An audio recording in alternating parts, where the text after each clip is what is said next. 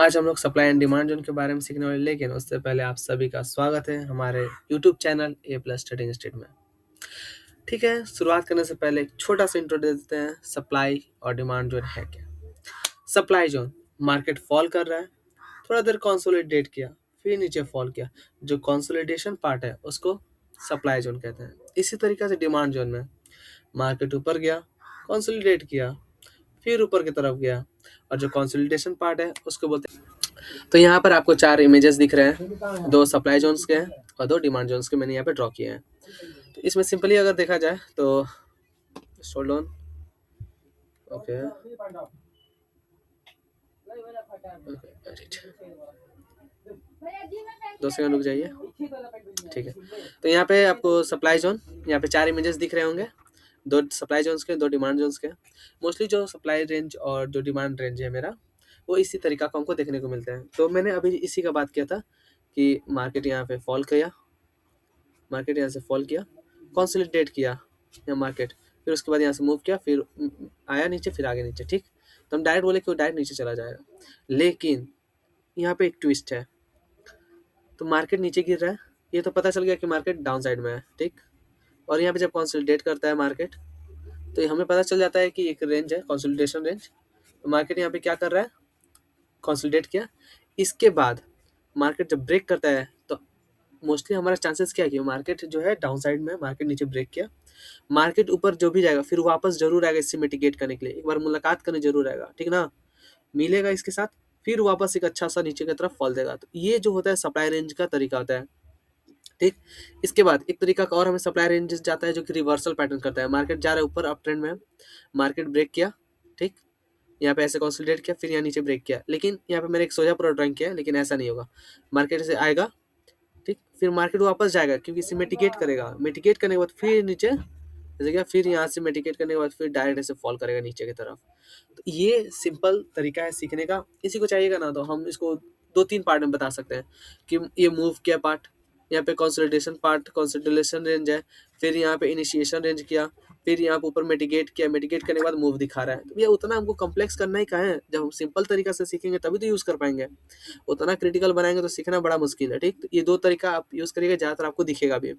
अभी हो सके तो लाइव पैटर्न में भी, लाइव चार्ट में भी हम दिखा सकते हैं। बहुत बहुत ज़्यादा बनते हैं, बहुत ज़्यादा यूज़ भी होते हैं, यूज़फुल है बहुत ज़्यादा। कुछ कुछ जगह पे फेल होते हैं, लेकिन वहाँ पे अगर आप पूरे मार्केट मैकेनिक्स यूज़ करिएगा तो आपका लॉस वहाँ पे नहीं होगा, क्योंकि एंट्री पोजीशन ही नहीं बनने देगा ना। तो वो तरीका है, वो सब आप धीरे-धीरे जब सारे चीज़ को सीख जाइएगा, जैसे सप्लाई एंड डिमांड जो सीख गए, मार्केट मैकेनिक्स सीख गए, उसमें सब एक जगह इकट्ठा करिएगा, लिक्विडिटी। वही तो बोले, मार्केट मैकेनिक्स जो मैंने सीखा है, हमको करीबन 3 साल लगा है, और सब चीज़ को मैंने सीखा है। Inducement, liquidity sweep, market mechanics, supply, demand range, हर एक चीज़ को यूज़ करने के बाद जो मेरा लॉस है, वो बहुत कम हो रहा है। तो इसलिए हम चाहते हैं कि जो मेरा टाइम वेस्ट हुआ है और किसी का ना हो, वो थोड़ा जल्दी सीख जाए। ठीक, तो ये तरीका हो गया पैटर्न। दूसरा है डिमांड रेंज, मार्केट ऊपर की तरफ जा रहा है, कंसोलिडेट किया, मार्केट यहाँ पे, अरे यार 2 सेकंड, मार्केट यहाँ ऊपर गया, थोड़ा यहाँ टाइम स्पेंड किया, मार्केट में टाइम स्पेंड करने के बाद फिर, अरे यार रुको, दोबारा इसको करते हैं। मार्केट में टाइम स्पेंड किया है, फेंक देंगे यार। मार्केट यहाँ गया, यहाँ टाइम स्पेंड किया, टाइम स्पेंड करने के बाद मार्केट ऊपर की तरफ गया, लेकिन क्या डायरेक्ट ऊपर जाएगा? नहीं, एक बार दोबारा आएगा। जो भी प्लेयर्स यहाँ पर एंट्री लिए होंगे उन सबका लिक्विडिटी स्वीप करने के लिए आएगा।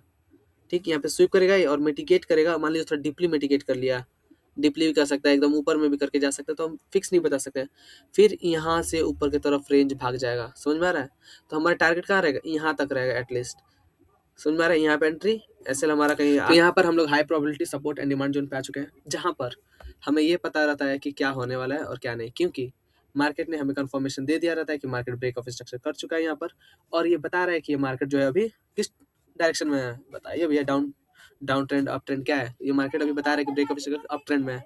मार्केट यहाँ से पुल बैक करेगा, जैसे हमने ये ड्रॉ किया वैसे आएगा? नहीं, मार्केट कभी-कभी ऐसे आ सकता है, ऐसे-ऐसे टाइम स्पेंड करते हुए आ सकता है। पुल बैक 2-3 तरीका का होता है, ये भी वीडियो हम बनाएँगे फ्यूचर में, किस तरीका का पुल बैक कैसे काम करता है। तो ये मार्केट यहाँ पे आएगा और यहाँ पर अपना डिमांड रेंज है, उस डिमांड रेंज में टाइम स्पेंड करेगा और उसके बाद मार्केट फिर वापस ऐसे चला जाएगा। तो ज़्यादातर जो प्रोबेबिलिटी है, ये वाला सक्सेस रेशियो इसका हाई है। 10 में से बात करें तो 9 टाइम सक्सेस रेशियो है ये प्रोबेबिलिटी जोन्स का, और ये है डाउन ट्रेंड। अगर इसका देखें तो ये डाउन ट्रेंड में कैसे पता चलेगा? मार्केट देखिएगा, मार्केट आया ऊपर से डाउन में, लोअर लो, लोअर हाई, फिर लोअर लो। तो जो मार्केट बना रहा है लोअर हाई लोअर लो, मार्केट अप डाउन कर रहा है, यहाँ पे ब्रेक ऑफ स्ट्रक्चर किया, हमें पता चल गया कि मार्केट किस डायरेक्शन में है, डायरेक्शन डाउन ट्रेंड का है। मार्केट वो यहाँ पे पुल बैक करते हुए ऊपर जाएगा, मार्केट ऊपर गया, यहाँ पे सपोर्ट रेंज पे गया, सपोर्ट रेंज यहाँ पे कहीं पे होगा, मार्केट इस रेंज पे थोड़ा टाइम स्पेंड करेगा या लिक्विडिटी स्विप करेगा, जो भी आप देखिएगा। पहले एंट्री लेने से पहले यहाँ पे लिक्विडिटी जरूर चेक करेगा कि यहाँ पे लिक्विडिटी स्विप किया है कि नहीं किया। ये रेंज अगर स्विप किया होगा लिक्विडिटी तो उसके बाद हम लोग एंट्री लेंगे, ठीक। अदरवाइज लिक्विडिटी स्विप करने का हम वेट करेंगे, स्विप करेगा लिक्विडिटी फिर वापस यहाँ पे जाएगा। तो ये कुछ जोन्स हैं जो हाई प्रोबेबिलिटी जोन्स है और मोस्ट ऑफ द टाइम ये वर्क करते हैं, इसलिए मैं इसको high probability support and supply and demand zone इसको बोलते हैं, ठीक। तो ये बहुत काम का है, तो इसको आप सीखिएगा, ओके।